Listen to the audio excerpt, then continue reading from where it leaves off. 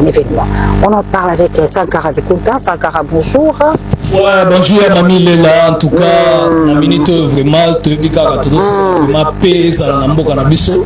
Il y a un moment où les drapeaux sont bima, les artistes sont motivés, les gens sont hôtel mapo, tout le monde peut mourir la biso. Congo n'a pas prière, n'a pas brûlé toujours. Donc voilà. Mais la monnaie n'a pas image la visa était ça. Oui, en tout cas, déjà la accueilli, donc première délégation, il y a Bill Clinton, Kende, na Trésor Lumière, à Gianni Cessé, les accords, bataille belé, il y a pas au Kende, et puis Patouziana, il y a la matanga, père de maman, bien en tout cas, na Kekaka. Abi Saint-Esprit le bien Kende. Donc accueilli, en tout cas Patouzian n'a pas accueilli. Batunio Sodo, on est la première délégation. Mais Kakol la marche, c'est Wera qui l'avait envoyé. Donc Wera a tindi Kakol la marche n'a pas tout parce que Wera son a organisé la marche partout. A organisé Tina Baba Ndondo, Tina Baba Congo, Oyo de Salamana Banzangungu lobby. Et puis marche Salamina France, Wana Wera Nani Kakol a marché la bande qu'on a vu sur les combattants. Les autres qui sont Wera son état que patriote, état qu'ambassadeur de la paix. Na souci mboka na ye aza organisé partout et puis aza ko tchaba ba moyen na ye mo ko na mboka donc ba financer été ye mo ko tchaba moyen pour na mboka pour na kolobaka ka non na balkanisation non na guerre nyonso les injustices zo régner na pays na biso Werason aza vraiment motivé donc neto a tozolo bakaka déjà tout d'abord Werason les rois de la forêt à Tikali pour de ça la chanson moko humanitaire mais batunyo so bakki yango ko fongola nango arena Grand Paris le 15 oyo 2025 samedi au Zoya de Werason à Tikali donc dernière délégation tozoke ne mardi oyo orchestre mobimba toke poto kota la mbala moko ndenge spectacle les allers-retours du roi ba invité surprise bazali o Wera lobaki na yebisana nute mais bomoni déjà nde bato bazui ba visa donc ba campagne ezalaki ke Wera koya te yango wana déjà Wera Zoya tozobeta bato nyonso bake tozobeta nanga yepe na ke tozobeta en tout cas concert moko ya pe po Werason na kosala pe discours pour na ko dénoncer ba mabe ezoleka na mboko yo communauté internationale ezokipé te de biloko wana nyonso lokwa bato bakoya par-ci par-là et puis ba billet sili Wera ba comme exigeant ba sa salle moko po salle moko komi muke donc yango moni Werason roi de la forêt donc ya lobi ke no batutu bozala vraiment wana samedi donc quoi ça na Paris azozonga eza pour la nini donc azozonga parce que yem tu femme mabateni comme mabateni parce que nengezana abosana kaka ba sapatu ba danseuse ba rolata yango fo a kende nango donc en tout cas Werason roi de la forêt merci na ya kolaka Chantal oyo délégation lo bia kozana concert na Madou Djabi et puis maître Taylor Lubanga lo bia kozala ya Théo Sangota ye pasoya et puis honorable Eric Chikuma Dominique Litanda lo bia kozala Coco Mouya na Francis Kadima mama Sanga lo kozala et puis Didier Moudimbo son excellence ye Pabiazoya na Patrick Mouyaya son excellence azala mutema malamu azobunda trop na mboka mama Odette boyebika ka mère ono Lubaki de Paris ye pa lobia kozala déjà sombi babiye mère Odette Nzongo Yada ye pazoya et puis Alphonse Mavoué la sombi bilamba sans oublier Adolphe Natakula merci vraiment na Tijo Chamala et puis ya Papi Mouyi merci samedi tokutana rendez-vous c'est dans quelques jours avec Werason le phénomène un événement qui est beaucoup apprécié et félicité par Roland Chantal mais aussi Boss Libre. Alors, Roger Ngando, bonjour. Oui, bonjour. Alors, 40 jours après la disparition de ce Mignon, ça veut dire que le groupe peut redémarrer. Oui. Et il y a eu des nominations, entre autres la tienne, comme directeur de cabinet. Oui. Et on nous apprend des nominations en cascade. En fait, Gabriel Petit, nous voulons savoir un peu plus qui a été nommé chef d'orchestre au groupe de BCBus. Non, ça c'est l'homme de la rue qui raconte n'importe quoi. Donc, Papa Chéri, pour l'instant, n'est même pas excité à nommer un chef d'orchestre. Donc, Seigneur, c'était un chef vraiment compétent. Il vient de nous quitter et il ne faut même pas calculer. Donc, ça doit vraiment attendre. Donc, merci infiniment à Gabriel Chitende pour les soucis de son groupe. Et puis, nous continuons l'enregistrement pour les recrutements. Donc, dès que nous recommençons nos activités, vous allez passer à la répétition. Du coup, je resalue Chitende Gabriel, le président du club national de sous-traitants. Donc, cri de détresse, j'ai activé le GPS pour la localisation de Gabriel Chitende. Donc, je t'appelle et je t'invoque. Chitende Gabriel, où es-tu? Et puis, du coup, je salue le grand monsieur, Roland Kachantale, idem pour l'empereur de Bakwangaya Pacholaji. Merci à Maître Hugues et Kampouloussi, la messe sacrée. Pareil pour Yapati Mboui, là où repose le cœur de ma marraine, Maman Zozo. Je salue les PCA Jean Thierry Monsenepo. Et puis pour finir, je salue Yatou Zambroto. Merci beaucoup. Nous l'avons dit, toute cette émission, une grande partie sera consacrée à la campagne Tozar et Longo, une RDC initiée par Madame la ministre de la Culture, Yolande Elébé Madimbo. En soutien à cette campagne, il y a l'artiste musicien Rochero Taboulé, le Seigneur, plus sentimental d'un artiste qui a plus d'une fois célébré son Congo qu'il aime beaucoup. Il l'a fait dans plusieurs œuvres, mais aussi la toute dernière, c'est Congo Lelo, qu'il a sorti en 2012. Et là-dedans, Rochero Taboulé, le maître, réclame l'unité du Congo. Le Congo, un Congo Lelo avec Rochero Taboulé pour souhaiter un bon dimanche à Roland Cachontal.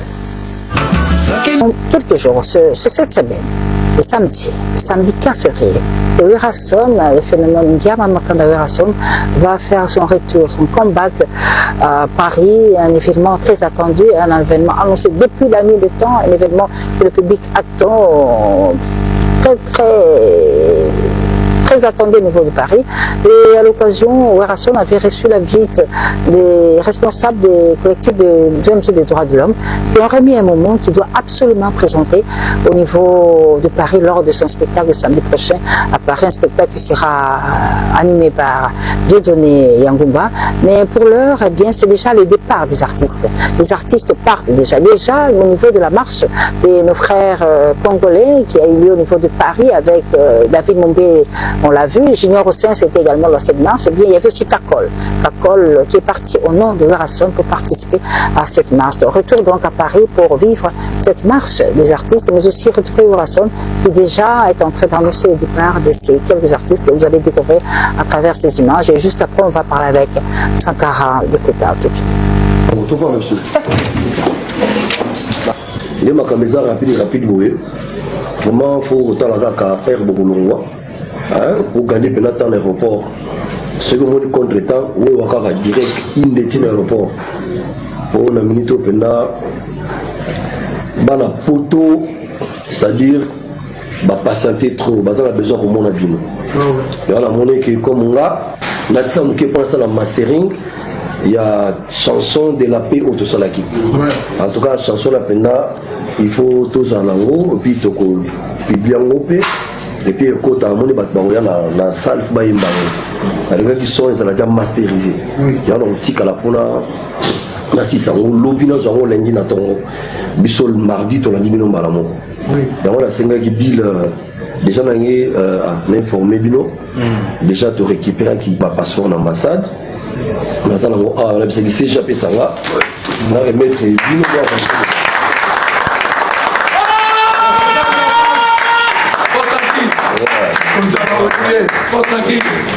Leader Wansimum Konzaba Wenge, roi de la forêt. Déjà,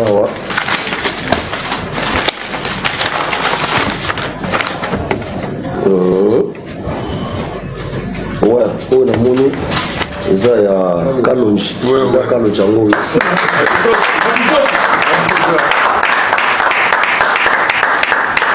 Donc, dans Paris, vous voyez qui équipe d'avance. Voilà, combattant. La guerrier, c'est-à-dire on va vous dire 40-45. Ils sont déjà bien armés.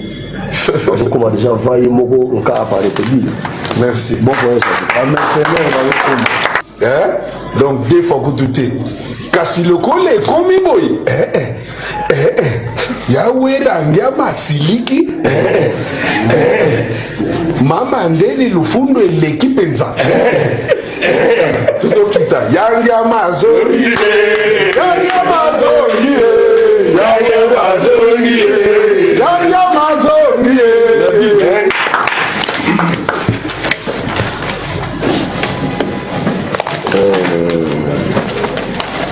on a mon il n'y a pas de souci pas de souci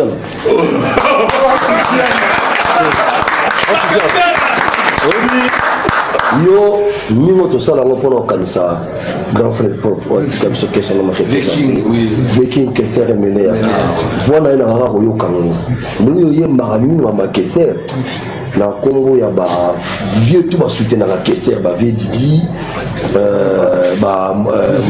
Muzitu ba général ni Carl Lewis balé ma tête balolo mutima baza ebele balika Kesser au monde geste baza na mai na musique mabanzi na yesanga katuzana leke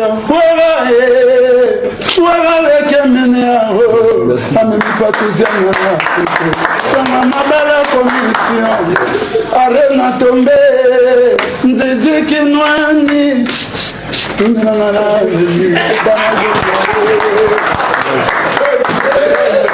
on a moni désolé ah vous allez à John c'est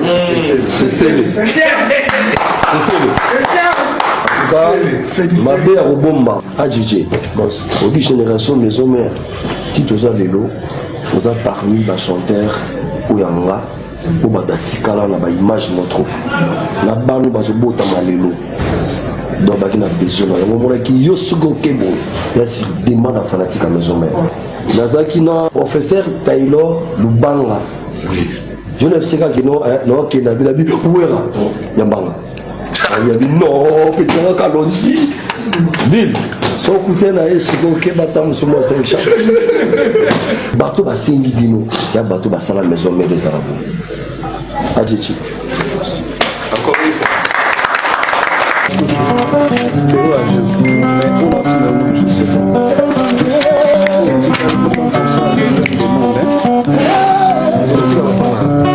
on arrive à se desserrer tout à l'heure avec la grande Paris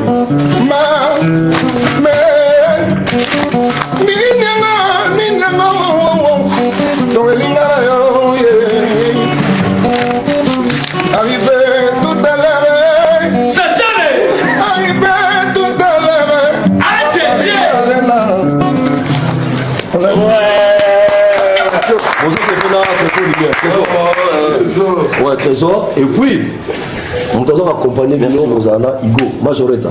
Igo Saint-Pé. Des fils sombres. Donc, planification mathématique. Quand on a déjà bien planifié, on va aller tout ça là. DJ international. Et puis, comment DJ fallait bon accompagner un ninja. Mais ninja, moi, tu as les articles. Il y a ça permet pour soit tikinga ke mungomoni donc CGP fatigue à la pour délégation dans la photo qui la bango mardi tout toujours voir tant to ya mbala moto région de dépasse bozala pour répéter tout bon ça faire pour batuninga presse na moroté est-ce que bila ko boire na vie oh bon ce qui générique on est ça ma bille on aussi maman moyebi c'est ma banga ndé na bon pas santé mon na osengelo ko moko c'est mort moto lobaki là c'est besoin de la lycée Basoya jour moi na mutu nyonso fois na rappelé à RDC si te fait au beau ça na doko la message on a lobaki na kati ya salle et nous allons bongo autorisé on a lati na latino RDC c'est pour dire que nous avons soutien à Moka nous voulons la paix nous avons déjà paix la RDC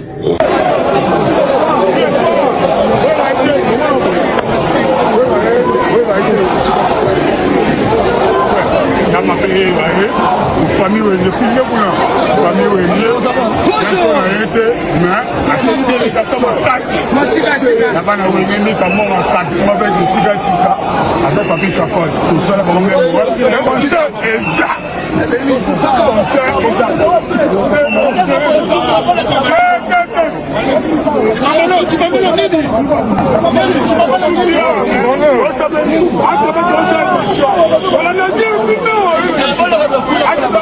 Si on a commis bon moko, to commis soudé, que vous vite là, un musicien vous sangi si bango, to bandi kobunda kombango ensemble.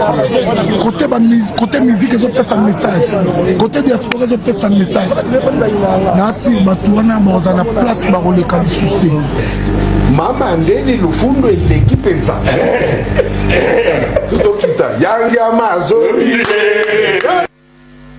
dans 5 jours. On va compter J-6 jours, Urasson à Arena Grand Paris, un événement qui est confirmé. Du reste, beaucoup de Congolais attendent cet événement. Guy Foulard des Montgeron sera là, Jean-Paul Ebonda sera là, l'ambiance de Paris sera là, Junior Ossens est déjà à Paris, Trésor Malaya de Lumbashi est déjà à Paris, il y a aussi le boss Azad de Lumbashi qui sera là, sans oublier bien sûr Honorable Français Iba qui est déjà à Paris, donc fin complet.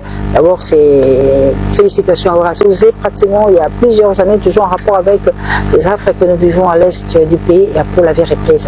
En attendant bien sûr le programme des obsèques, nous rappelons que les deux doivent être observés chez lui, c'est sur 268 avenue Lac Moreau, arrêt Itaga sur 24, commune bien sûr de Lungwale. Bien sûr, il y a aussi ce message de Kadi Machinga, mais aussi de sa femme Sandra Kabouya et Edo Mzamba, les trois ont connu Apoipam et présentent leurs condoléances à la famille communicationnelle, mais aussi à la grande famille biologique de Apoipam, endeuillée des suites de la disparition brusque et inattendue de Apoipam. Le 13 février, ça fera 11 ans. Jour pour jour, depuis la disparition de Jean-Baptiste Moubiala, Emenia, Kinkester, et bien à l'occasion de cet événement, Patouziana, qui se réclame être le véritable descendant de Emenia, il s'est proposé de lui rendre hommage à sa manière. Mais malheureusement, Patouziana est en deuil, il vient de perdre sa maman Henriette Lombo qui est décédée le 1er février. On attendait bien sûr le programme des obsèques. Le dé est observé à la commune d'Ngalema, quartier Mbinza, aux zones, juste à côté de Arébaré. Donc condoléances à Patouziana qui a perdu sa mère, Henriette Lombo, mais cela fait qu'il ne pourra pas rendre hommage comme il se doit à son leader, à son mentor, Kinkester Emenia. Donc de la presse est en deuil. Avec la disparition ce vendredi du journaliste Apoipam, c'est lui qu'on appelait l'oxygène de la presse, nous a quitté de suite d'une courte maladie au moment où personne s'y attendait. Apoipam a été conduit à la morgue du cinquantenaire en attendant bien sûr le programme et entré à ses obsèques. Et pour le moment, le deuil d'Apoipam est observé en sa résidence. Nous sommes au numéro 268 avenue Lac Moreau, arrêt Itaga, juste sur 24. Et bien sûr, Apoipam a eu à présenter et produire plusieurs émissions au sein de la télévision nationale. Des messages de condoléances nous viennent de partout. C'est le cas de la fondation Jojo Mandiki de Jojo Mandiki qui a appris avec consternation la disparition de Apoipam. Et bien Jojo Mandiki, au travers de sa fondation, présente ses condoléances à la famille communicationnelle, à sa famille biologique, à sa femme, à ses enfants. Et bien sûr, il sera de nôtre durant tous ses obsèques. C'est un message qui me parvient de Koudé Mampaka. Pour Apoipam, un journaliste multisectoriel, il a évolué ici à l'RTNC, il a présenté plusieurs émissions. Il a aussi, il y a quelques années, procédé à la reprise d'une chanson patriotique de Charles Mumbaya, Abari Tunasiki. Eh bien, Apoipam, en ces temps perdus, il s'est permis aussi de chanter. Eh bien, il avait repris cette chanson dont nous proposons un extrait, une chanson qui entre en contexte avec ce qui nous arrive aujourd'hui à l'Est. Et Apo avait déjà réalisé, repris cette chanson à sa manière, retrouver cette image de Apoipam. Elebe Madimbo, Tozar Elongo en RDC. Depuis un certain temps, la RDC est en train de faire passer les spots, des artistes, musiciens, comédiens, des culturels, des célébrités qui sont mettent derrière le FARDC pour le soutenir. Tozar Elongo en FARDC. Alors pour en parler, je suis avec des artistes, des renommées internationales de notre pays. Monsieur Le Parc, bonjour. Bonjour. Artiste, c'est vrai, mais conseiller de Madame la ministre également. Oui. Nous avons la très célèbre Ursule Pechanga qui est avec nous. Bonjour Ursule. Et Nkumu Mapata. Bonjour. Bonjour Yafa. Merci beaucoup. Et Bodo. Bonjour Bodo. Et monsieur Elam Soldat. Bonjour. Le Parc. On va parler de cette campagne que Madame a initiée. Et sur le habit Tozar Elongo. RDC, Tozar, Elongo en RDC, on va en parler, mais il y a aussi ces artistes de tous bords. On peut côté le artistes musiciens, folkloriques, on peut côté le soutenir FARDC à travers, bien sûr, leur seule arme, c'est la musique. Et on va avoir une démonstration tout à l'heure, là, en direct sur le plateau de Kaoubarete, avec un groupe qui est dirigé par M. Fasso Mouchigo, tel qu'on a toujours connu au travers du festival Gungu. Et là, il est aujourd'hui avec son groupe pour un message à sa manière au peuple de Goma, mais aussi au peuple de la RDC, mais aussi à la diaspora. Vous avez le micro, chers amis artistes. Allez-y.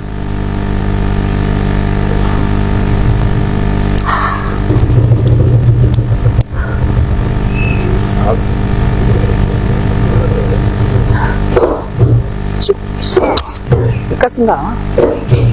Ou Kabula Naluba, le père.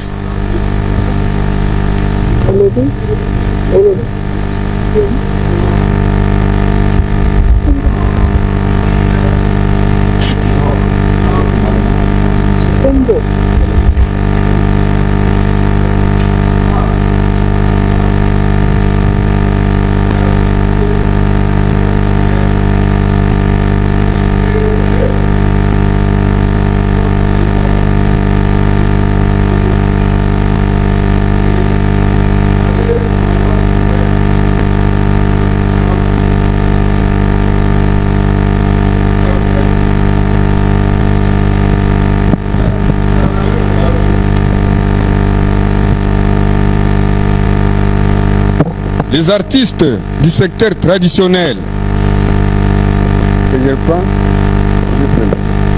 Ok. La patrie en danger. Les artistes du secteur traditionnel se prononcent. Sous l'initiative de son Excellence Yolande Elebe, ministre de la Culture, Art et Patrimoine,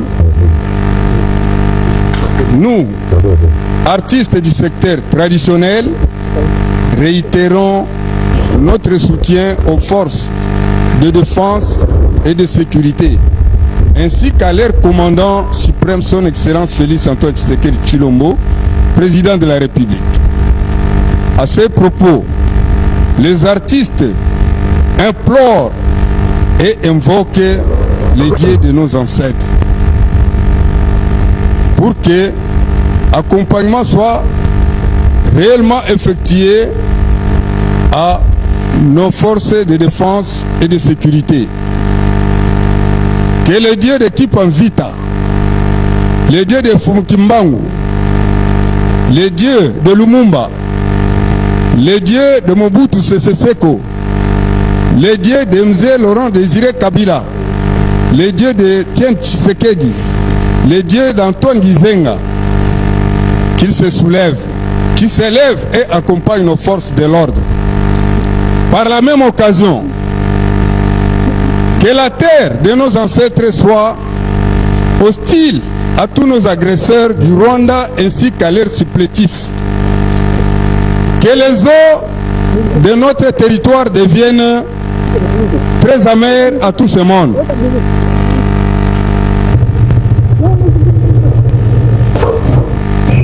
Que nos animaux féroces leur deviennent ennemis.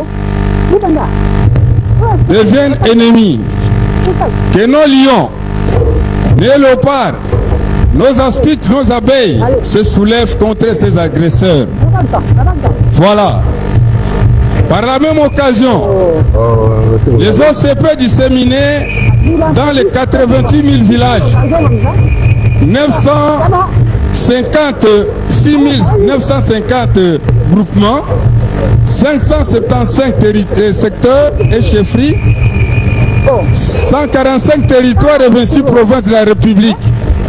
Que la nature se soulève contre nos adversaires. Que nos forces armées reçoivent accompagnement et renforcement.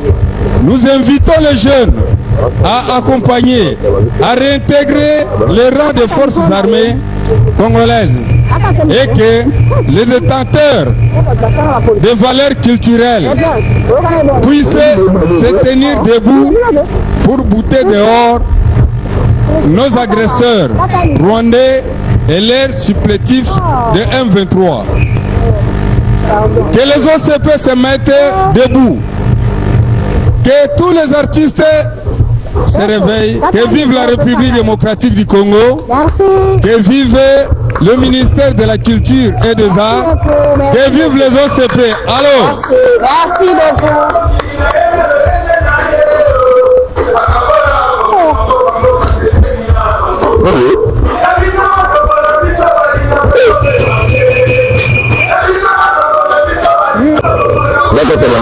Tozar, ya bino.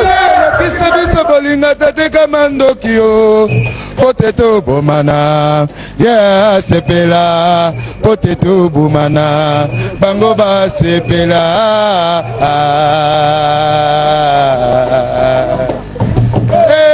rien que la paix le pire que la paix. On est monisco, rien que la paix. Union européenne, nous voulons la paix.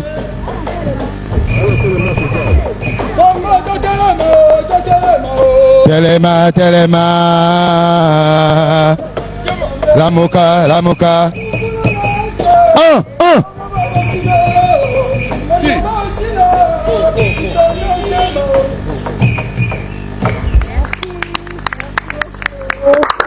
Merci, merci, merci, merci beaucoup. Alors, je reviens sur les invités. Le père, bonjour. Bonjour. Alors, toi, sur la Tozar. Et maintenant, on dit, là, tu te dis, Tozar. Mais ça fait art, hein? Oui, oui. Mais toi, quand tu as Mampinga, c'est quoi? Oui, oui. Alors, initiative, il y a madame. Tozar. Bisoba artiste. Ok. Tozar et Longona par décès. Très bien. Et du période très difficile. Tout ça qu'on subir agression Yabapaya ou Takala. Mais après, derrière mon connaissance avec le lobby, et Sili. Tout le monde est sauté. Donc, le lobby, tout le kaka politicien, n'a pas de mesusu. Balo, mais biso pe artiste. Tozar. Tozali ensemble, tous soutenir par décès. Merci maman Yolande, ministre Oyazolandela, Dengue vision un chef de l'État. On a te motiver l'artiste, que chacun atteigne la vidéo moko azoloba et basali ango pleinement, volontairement, sans demander quoi que ce soit. Oui, un monde de papitex, un mot de papa, car nous était bazo tchango et pas conseiller la mission en communication, c'est bazo tchango la charte pour les cas. Donc, c'est ça le message qui est principal. Yangwana, Mokola Lelo, Omoni, Yengambe Mobali, na maman, la mission Azali. Donc, il y a un monde de la culture. Et on a copié ce message pour dire que nous avons vraiment ensemble, bisoba culturel, avec nos phares d'essai, et toujours soutenir la population à l'Est. La situation est compliquée depuis plusieurs années. Cette fois-ci, tu l'oublies, non, assez. Merci, Péchanga. Sango Boni. Tozar. Tozar. Vous continuez comme bon. Par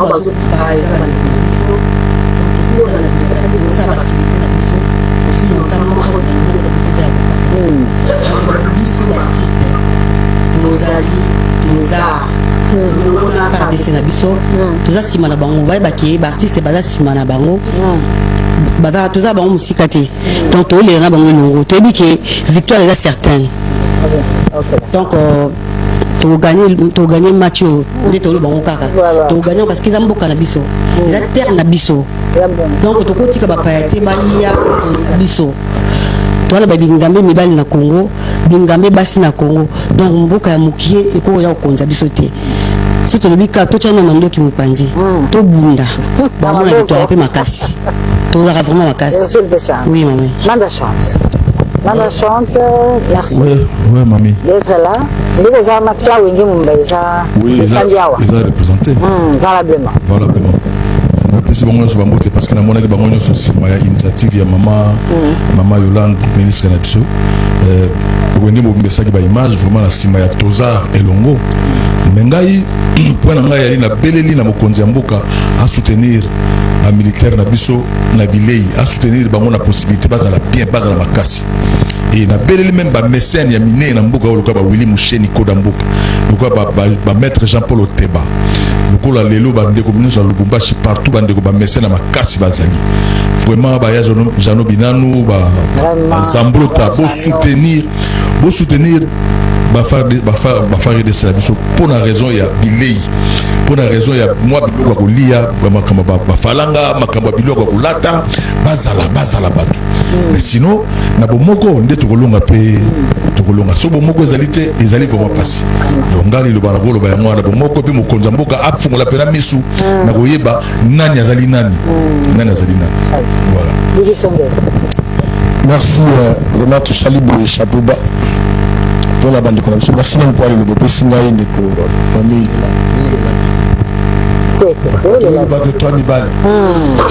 Toi Mibali et puis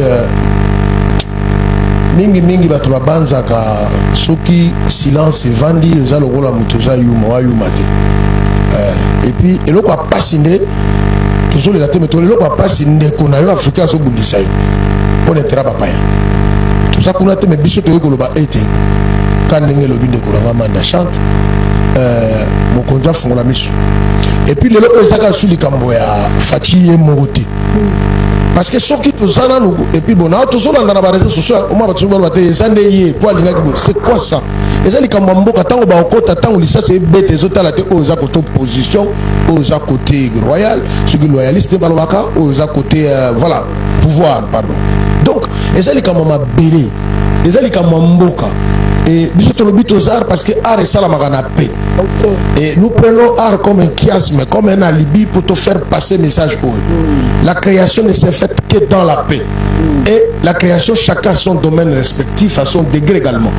Donc biso tolobi mokonda mboka afongola miso polele mpona kotala baye nyonso bazali ndinga baye nyonso mabe batika epuis bali batia bango baextirpe bango po te fo tolonga bitumba oyo sino te mboka mabele ezokende ezaka mpona biso te mais eza bana na biso baoya lobi bakoko na biso yango omoni tosangani mpo tobandi ete eza likambo ya mokonzi ya mboka eza biso tout mais tozorange nsima na ye parce que azali commandant suprême chacun dans son domaine respectif a contribué pour bakanisa te toyeka okotoyeba bapesa biso kuna te mais chacun contribue lokola yo mpo ozocontribue na mosala na te fosalaka cameraman mpe azocontribue mpo soki azwi bilili te mosala na biso maloba na biso kende mosika te politique azocontribue na baraisonnement politique na biso mpe baartiste ozocontribue chacun dans sa discipline respective na mosala azala mpo toloba te toza art tozobunda mpo na Congo chacun combat avec l'instrument avec lequel qui gagne sa vie. Très bien. Bodo, rock, Bodo, Tozar toza ba artiste de tolobi elongo na ba FRDC po biso toza na mboka moko kaka moko oyo nzamba pesa biso mboka kaka moko oyo bakoko na biso banyokoma na yango banda tango ya esclavagisme tokoti na colonisation ti tozwi lipanda mboka ezaka moko oyo biso toza na yango eza RDC eza Congo lelo oyo toza victime ya nkita oyo nzambe apesa biso yango wana biso baartiste tolobi biso toakompagnaka ekolo na bacirconstance nyonso circonstance ya pasi circonstance ya esengo circonstance ya ndenge na ndenge yango lelo lokola biso tozali agressé nde tolobi biso baartiste na baculturel toyei kotika basoda na biso bango moko te esengeli totindela bango baénergie positive bamona ete toza elongo na bango parce que ntango bazwaka mwa pause avant bitumba mibale soit bayokaka musique na biso soit batalaka mwa bacomédie na biso soit donc baœuvre na biso ya ndenge na ndenge ezala bango bien yango lelo tobi no olie baœuvre na biso ezalaka ndenge wana biso to apportere bango message ya soutien message ya encouragement parce que tokoki kondima te 65 ans après indépendance batongolo miso moko balinga bazongisa biso 45 ans na nsima bakatakata mboka na biso batya insécurité au lieu tobanza makambo ya développement na nsima ya tata mokonzi ya ekolo na biso Faci Beton non ekomoso makambo ya banungunungu toluka tozongisa tobunda mpona unité nationale tobunda tobenga badongolo miso yango tobi plus jamais cette fois-ci biso nyonso baartiste tosangani lokola moto moko na nsima ya mama ministre na biso mama Yolande Elebe mpona koyokisa mongongo na biso po topesa makasi na basoda na biso po babunda bitumba oyo ezali noble po bazobundela mabele ya mboka na biso oyo bakoko na biso batikela biso Tozar elongo RDC un message très apprécié alors et elle aime soldat artiste slameur artiste rappeur, je représente le mouvement urbain, le rap en général. En fait, sous Toza, c'est Toza, parce que Bissob artiste, Toza, c'est ma FRDC. Tout ce qui se passe dans le pays, tout le monde a cause à un dîner, à la musique. Moutounion sort où il y a Congolais à Yébike, Ndeko na Bandeko na Biso Bazo Koufa Moussika. Donc, photos à l'ensemble, tout l'accepter moins jeunesse que quand ils sortent dans la rue, ils étaient pour casser, mais pour nous représenter correctement. Mon conseil est jeune pe na bateau bazar à l'extérieur va souffler. Donc, il y a un Isa qui est Biso artiste tout en assis. Donc, on ne dit pas comprendre que Soudan bazar na front, bazar pe na Poussa Golia, soutien au à de part et d'autre. Ça l'a bien que Soudan na Biso bazar en bon état. Il y a Golia, il va permettre à ce que Soda kunda bien. C'est de la part de LM Soldat. LM Soldat, alors, le soutien vient des artistes. C'est un message fort lancé au travers du ministère de la Culture qui est dirigé par une dame, Yolande Elebe Madibou. Et il n'y a pas très longtemps, Madame la ministre a eu une rencontre avec les opérateurs culturels, toujours en rapport de cette campagne Tozar et Longola FARDC, une campagne qui est soutenue par un compatriote, Koko Mouya. Regarde. Dans notre prochaine émission, Tozar Kaka et Longola FARDC dans ce Caribe avec les artistes le PERC. Qu'est-ce qu'il faut attendre maintenant de nos artistes par rapport il y a ce soutien qui est déjà vous apporté. Et mon année Yokani, il peu front, et mon poisson va théâtre à Bordeaux, ça rappelle-moi bien. Et Mandaka chante avec Ibrahim, la CPP en plus de cela, qu'est-ce qu'il faut ajouter? Comme Arsoda, ce passe à Zalé, qui est vraiment artiste déjà là-bas. L'artiste dans la bango, l'artiste bazar a plusieurs tendances, comme tu l'as dit. Il y a sculpture bazali, il y a loyembo bazali, il y a mabina, il y a dessin, donc tout ça surtout, tous ensemble. Et tout ça déjà là, artiste est belé, l'artiste bazar est belé déjà, ça a déjà œuvre belé pour soutenir, pour dénoncer, la Fredine Timba. Il y a un lieu de champ de bataille, après à récupérer Badoui, qui a sali, œuvre, pour puis c'est exposé à travers le monde. Ça veut dire que le secteur culturel et artistique, depuis longtemps, dénonce ça. Ce qui se passe, tu as notre jeune ami Kadima qui fait des tableaux, tu as Claudie Kahn pour les larmes du Kuvu. C'est-à-dire le secteur culturel depuis Karaté Bundarapo Nango. Maintenant, l'idée c'est que prise de conscience est là. Pour Bisso, parmi Bisso, Mingi Bazaba, les leaders d'opinion, c'est pour pousser vraiment à toute la population à comprendre que le problème de l'Est est commun à niveau Moussous. Donc, où est Omoni Ezali, génocide, commis génocauste. On parle de génocide de Abatou Moussous, ça n'a pas à Bisso et commun à niveau Moussous. Donc, Yangouana, il faut que toute la communauté internationale, organisation, Union africaine, partout, doit comprendre que non, il est temps de dire non à cette agression qui traîne depuis longtemps. Donc, Bisso, ministère de la Culture, de lancer un message et à soutenir les frères d'essai et de organiser l'activité et belé tout au long. Il y a période, semaine prochaine, toujours préparé, la descente aussi, il y a lieu, il y a création, il y a télé, il y a artiste, et puis artiste il y a le tout ça. Donc, ensemble, la mobilisation, il y a maman ministre, Tozali Sima, il y a FARDC, Sima, il y a Mokonzi, pour la Koussisa de Cambo. Je ne sais pas qui peut me répondre parmi les arts qui sont là. L'idée, il y a Tozar. Il y a un peu comme si tu as un peu. Il y a un peu en tout cas, vous êtes ministère. Vous êtes pas maman ministre de la Bisso, il y a des lots. Yolande Elebe Madembo. Moi, je vacances, parce qu'il faut la français. Et vous dans le ministère, dans le cabinet ministre, donc dirigé par mon conseiller Nabiso, et tu vois, un service Nabiso, la communication, les salles à Moussa, et Boulaga Mingi. Donc, et aussi, les création. Il y a Bisso Mokona à niveau ministère. Alors, Margot, Zoa Micron, c'est que Bisso apport et artiste en danger dans la soleil à Tozar. Tozar, artiste d'Oger, ils ont commencé soutien à la culturelle Nyoso. Par rapport, il y a un message Nabiso par rapport au concept à Tozanar. Pour l'exploit spectaculaire qu'elle ne cesse de réaliser dans la reconquête des zones autrefois passées sous occupation étrangère, dans la contenance de forces nuisibles, ainsi que dans l'offensive musclée menée afin de bouter hors du territoire national les ennemis du peuple congolais, car la cause est juste, la victoire est à nous. Merci beaucoup Margot.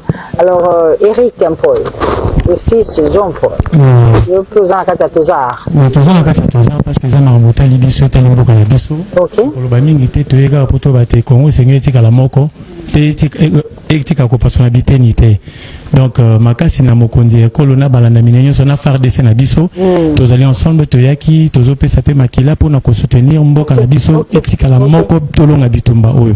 Voilà le message nangai. Alors, en rapport avec ce don de sang, on va revenir sur cette image, ces images très poignantes, très fortes, de la ministre de la Culture avec tous les collectifs des culturels, les artistes, eh bien, ils se sont tous réunis pour faire un don de sang en soutien à nos FARDC. C'est des images fortes, c'est très très fort ces messages de nos artistes à travers ce don de sang. Ils l'ont fait, la ministre était là. Vous allez retrouver ces images bien sûr que nous proposons. Le don de sang de nos artistes en soutien aux FARDC. Encore une fois, un événement très très soutenu par les opérateurs culturels, notamment Kokoumia.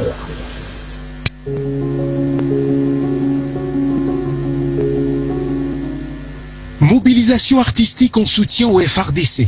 Dans un élan de solidarité sans précédent, le ministère de la Culture, Arts et Patrimoine a mobilisé ce jeudi 6 février 2025 des associations d'artistes, notamment l'association des photographes de la RDC, Solidarité des veuves et orphelins. Formidable, formidable ce soutien des artistes autour de cette campagne, tous derrière le FARDC. Le message qui est bien sûr été très très suivi, bien accueilli par Anatole Botea Boko, mais aussi Franck Keto, mon compagnon Villeneuve, Saint-Georges. Alors, je reviens sur ce message. Tozar et Longo na FARDC, soldats.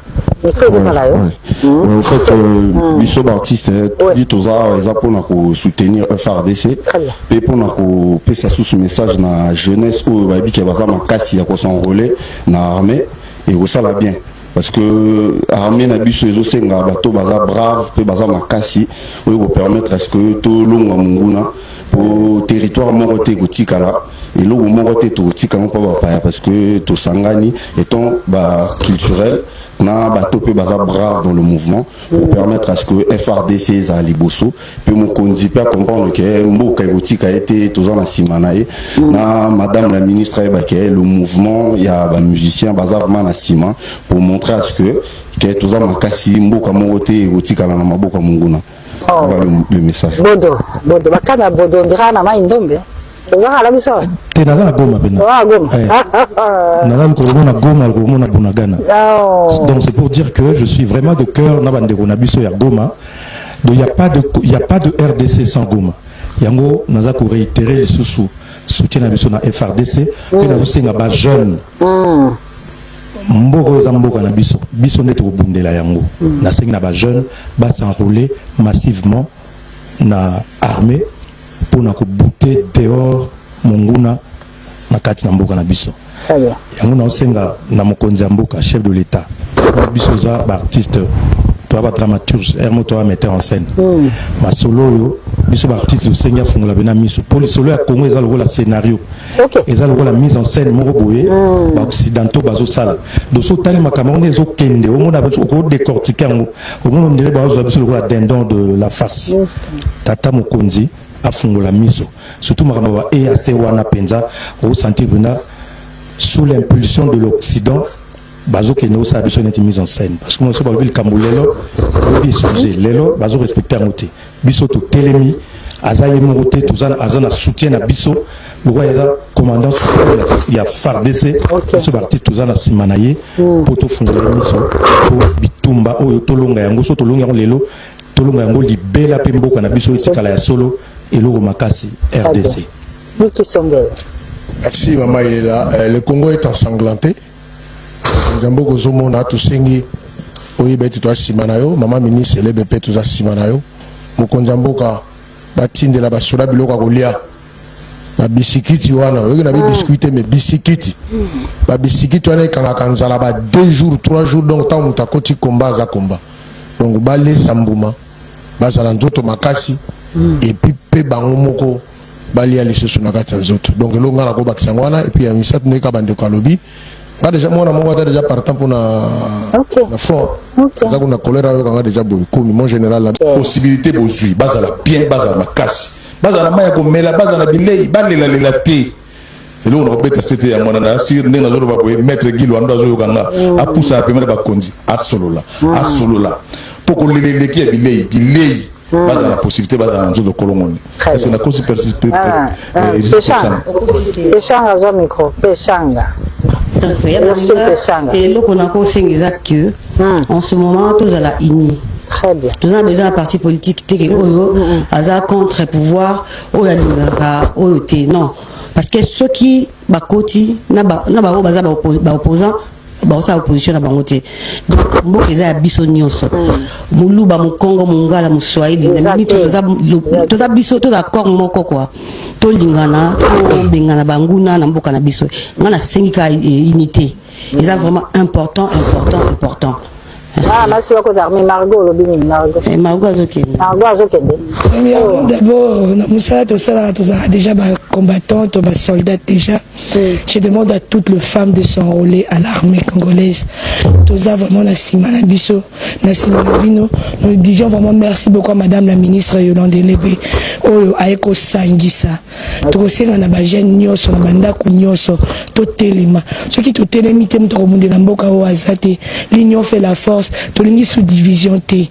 Tout téléma poté Congo qui est liboso. Eric Nani tolo baké il y a des mona chaka Congo. Est-ce que batbaye baké mona chaka Congo. Ndeye mtazuri élève wana. Vraiment. Merci beaucoup. Tozana bien na soda na kati ya Kinshasa.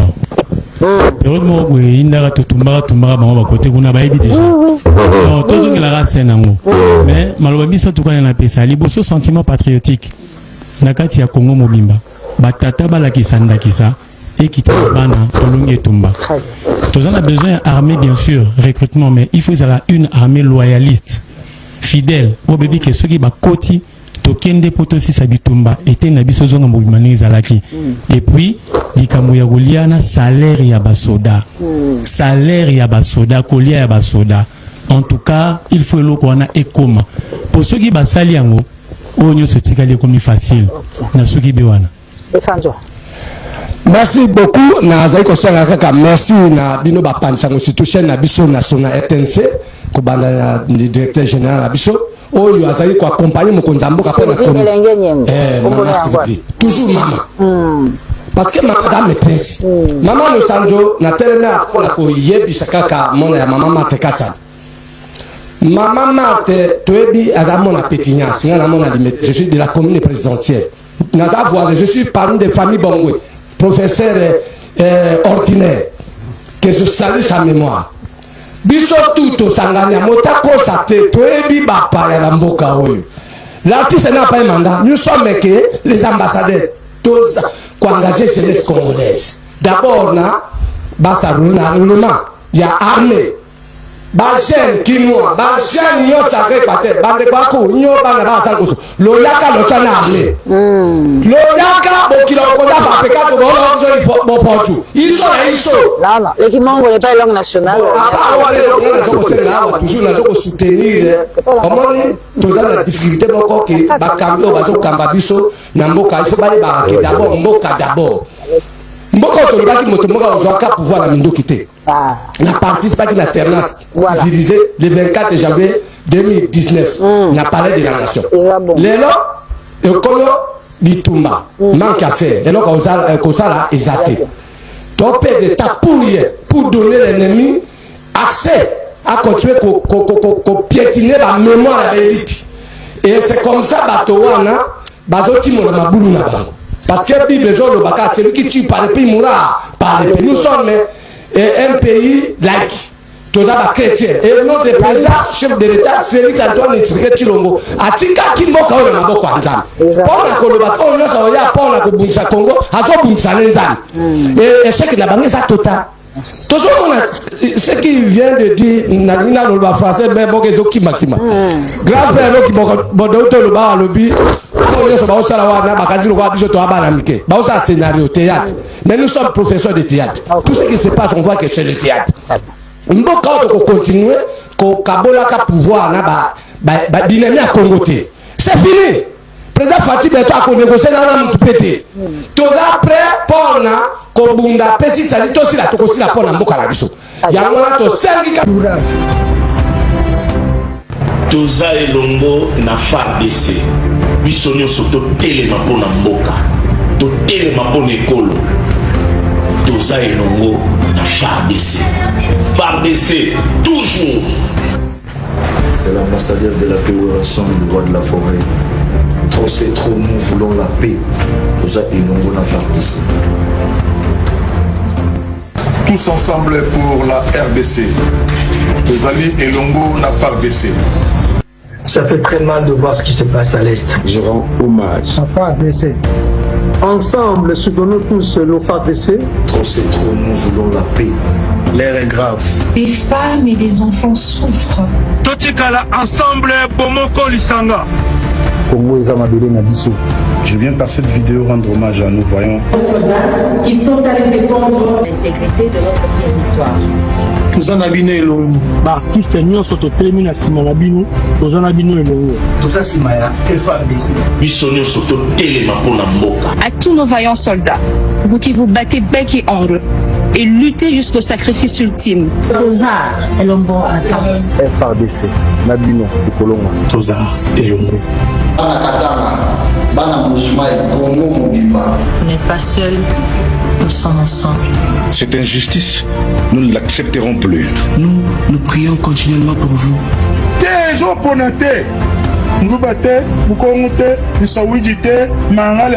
Avec Dieu, nous vaincrons. Nous FARDC, nous voyons soldats qui sont partis défendre l'intégrité de notre territoire. Tozar Elongo à FARDC. Toza Elongo Nabino. Peto Ganga, stop génocide. J'apporte mon soutien aux FARDC qui sont au front. Tout ça, on a poto bengana, mongona, namboka na biso. Tozar Elongo na FARDC. Tozar amité m'appelle à ma bonne na biso. Zambikala nenu.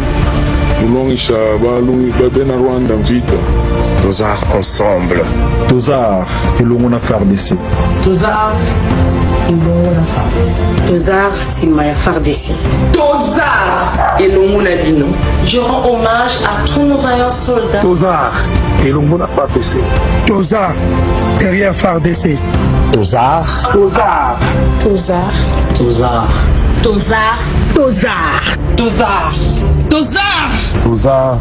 Tozar Elongo na bino. Tozar. Tozar. Tozar Elongo na FARDC. Tozar Elongo na FARDC.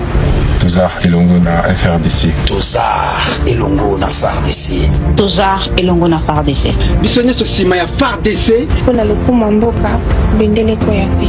Toujours Elonga. Tozar Elongo na FRDC. Notre territoire, notre fierté, notre souveraineté. FARDC Elonga Makasi. Tozar Elongo na FARDC. Vraiment, Tozar Elongo na FARDC. Avec Dieu nous vaincrons. Mettons-nous tous derrière nos FARDC. La FARDC, Tozar Elongo. Tozar Elongo na FARDC. Sous l'impulsion de notre ministre de la Culture, Mama Yolande Elevé, ce pays restera un et indivisible. Bendele Koyate. Je suis de cœur avec vous. Ensemble, comme un seul peuple. Tozar Elongo na FARDC. Tozar Elongo na bino. Tozar Elongo na bino. Tozar na bino na motema pe na makarisi. Tozar Elongo na FARDC. Tozar Elongo FARDC. Tokolonga. Bendele Koyate. Tozar Elongo na FARDC. Tozar Elongo na FARDC. Tozar Elongo na FARDC. Courage na ben pina fond betike derrière d'elle. Tokolonga, tokobenga na banguna. Tozar Elongo na FARDC. Population ya Goma, nous sommes derrière vous. Congo Bomoko. Toza sima ya basoda ya ekolo na biso. Toza elongo na FARDC. Malgré toutes les difficultés qu'il y a dans cette partie de notre pays. Nous les artistes, Tozar et Longona FRDC. Biso, journaliste culturel, il y a RDC. Tozar et Longona FRDC. Longona à côté de Mboka na biso te. Tozar et Longo. Tozar et Longo. FARDC, toujours en avant. Victoire est certaine. Tozar et Longo na FARDC. Tozar et Longo na FARDC. Tozar et Longo na FRDC. FARDC, Pampema Yamagash.